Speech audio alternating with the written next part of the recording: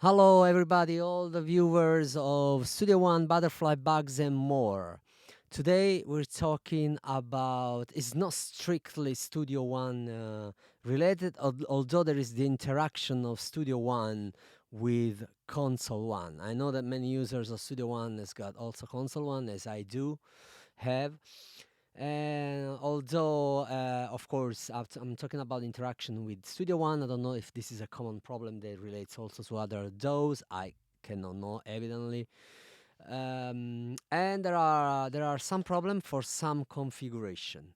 So basically, I'm running Studio One on Mac One Studio computer, and this is the result with Rosetta. Okay, I will play this song. It's a song of mine. It's a very simple session. I was just cutting bounced stems for a concert I need to do. I'm an artist. If you want to check me out, Juliano Music Root. You're gonna find a bunch of stuff. Um, and look what happens here.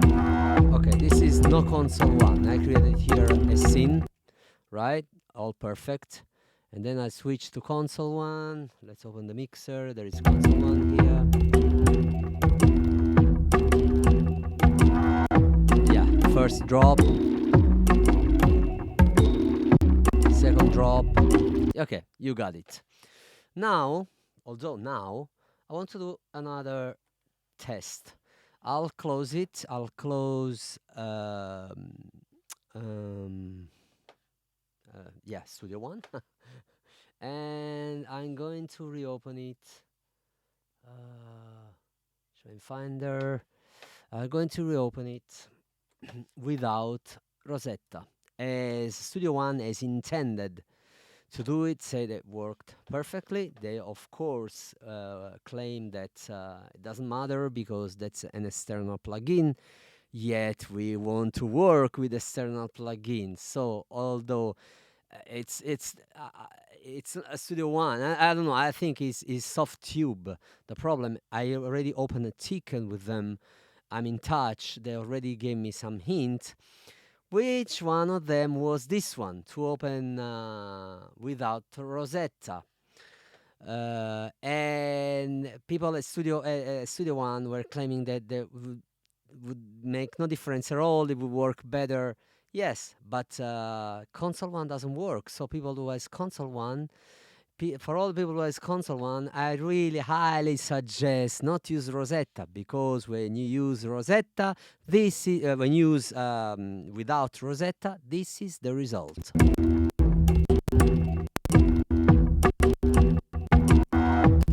Is that clear? Is that clear enough? There is nothing in this session of Studio One, of Console One. There is nothing at all. Oh, this is the solo. I don't even know what I'm doing. Yeah, I wanted to move here. You see, there is nothing open. Maybe just in a channel. No, I don't think so. Not nothing at all. Okay, so just this was I opened them just in order to use the console, the faders, which I didn't really need, and with this simple, by doing such simple things, you discover absurd stuff like this one. So there is a huge problem with the console one for the people they are using Mac one. Absolutely, don't use it without Rosetta. You have to use it with Rosetta. It's not so clamorous, although even with Rosetta there are some drops. I didn't show you now because they are very less persistent and might not have happened, but there are. So if you are getting drops, you gotta know that also with using Rosetta, console one gives some problems. Well, actually, actually, we did it. We did it at the beginning, right? It was with Rosetta, and with console one, we assisted 2 or 3 drops, I guess. Yeah, just already forgot it. Okay, now um, I think this is very important, and now we're going a bit more specific into some issue about really, because has just been announced the release of the new Console 1 MK3. I want to make an evaluation, two kind of evaluation. One, if it's worth for people that already own the MK2 or MK1, it's worth to switch to upgrade to MK3, and whether MK3 they did really the right move that were needed in order to have a better workflow, a better system overall. Okay, regarding, I can give you the answer right now. I by any means think that it is worth to upgrade for people that already own MK Console 1. There is really no need, in my opinion, and I will explain why.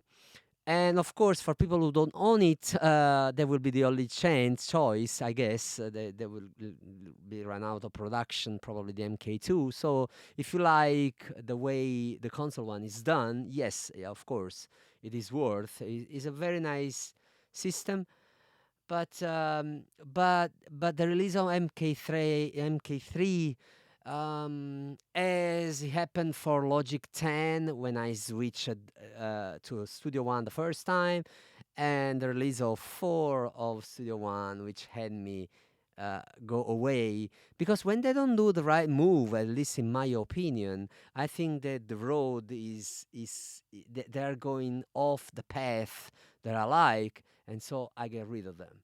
And this is, I think, is a sort of half move, wrong move that they did with this MK3. Because in the end, what do you have? The only interesting thing I've seen on MK3 is actually uh, this pen, this kind of a pen with width. Now I have plugins that takes care of that, and I don't know about this one, but that could be interesting. But at the same time, it could be easily implemented because it's software. So by software, you can switch completely the way those keys, those knobs are used on the Console 1. In fact, I don't really understand what's the deal about those two EQs. Yeah, it's all software. They got one button and they want to sell it like a big change. It is not. They can definitely implement this button here. Let me show you. They can implement it here, down here, and you can switch 1, 2, 3, 4, 5, 6, 7, 8 EQ, 1, 2, 3, 4, 5 compressors. It doesn't. I don't see a big deal there. And also in terms of the way you want to configure them in terms of path, same is all software. You don't need to have these small keys here. That's not the core, the main function of the of course of the Studio One, of the Console 1. So basically, what did they had? Those two mini displays, and they are denying so that their main spot by doing so, because you can see the EQ, but you can see the EQ, of course, very well here. I turn on a key. Yes, and you can see very well here if you want to see it, right? I normally like to see it actually, but you can see it here, right? So what's the purpose? I mean, it's just out of a key, you go back and forth, it's with a key, and you want to use another key to see the other. I don't get it, honestly. The display are just wasteful of resources.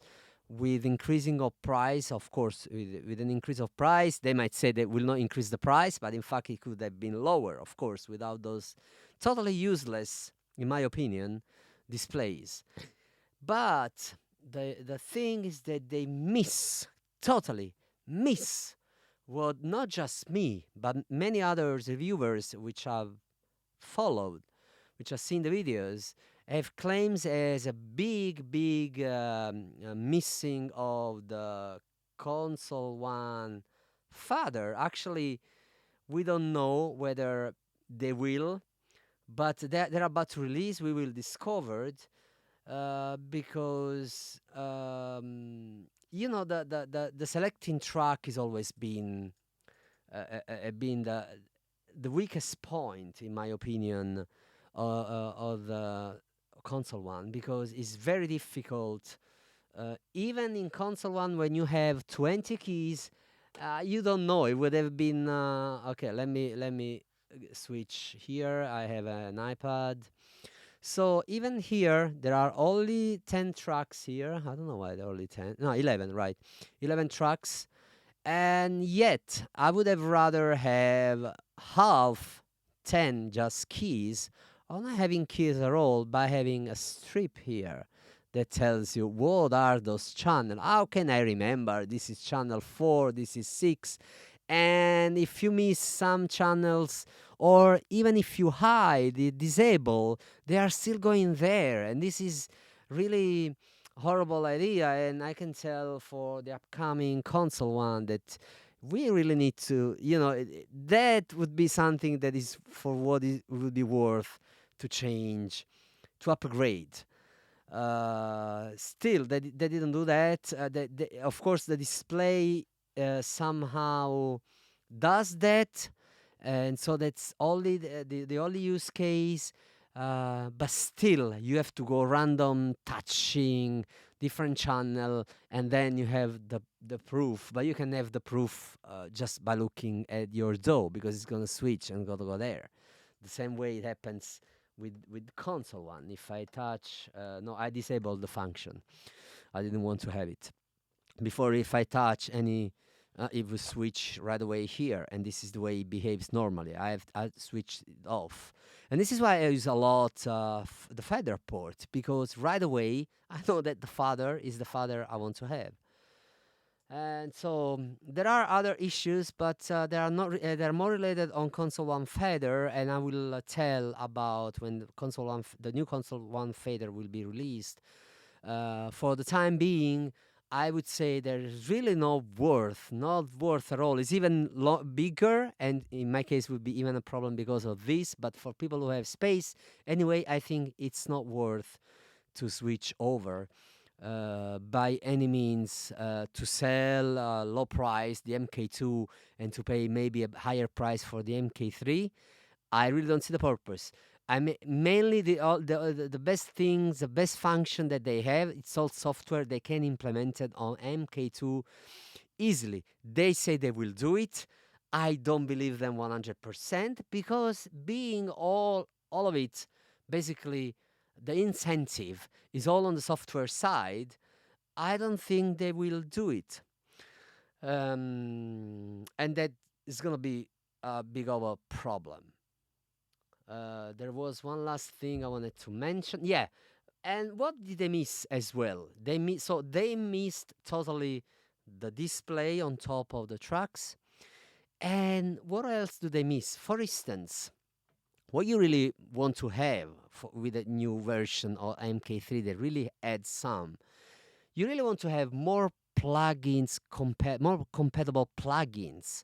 And what are those plugins? The way the format the console is done is basically now all the EQ plugins have got the possibility of doing dynamic EQ, right? There are fab filters, there are Sonox. I would love to have Sonox integrated in Console 1. And so, for instance, they could have done that in place of the display, for me useless. They could have done a double, like many console had in the past, like this one has my API here. Let me go here. A double, where I am, yeah, I'm here. So as you can see, you have two knobs, and this could be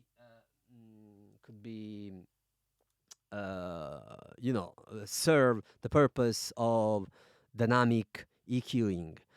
So that would have been something that I would have thought, wow, maybe I want to have it. And I'm someone that I always want to have the latest one, really. I'm always on the latest software, I'm always on the latest. But here, I think they just was totally unnecessary, was just a wrong move they did. And hopefully, because it was a bad move, they will really integrate the software function, which are the most important thing into the MK1, the MK2, MK1, into the software basically. And I do hope so, but there is a big question mark on it. So that's all for today. I hope I've been useful again for some people at least. And I'll see you next time. I won't be here because I'm flying back. I'm in Bangkok. I got my studio in Bangkok, but I'm gonna go back to Italy. I will try to keep updating all those videos. It's gonna slow down. I have rehearsal for my band with my band for for a concert, and so but I can keep doing videos as long as I spot, as I always try to do, as always as I spot some major or minor bugs. Have a great session, everybody. See you next time. Bye.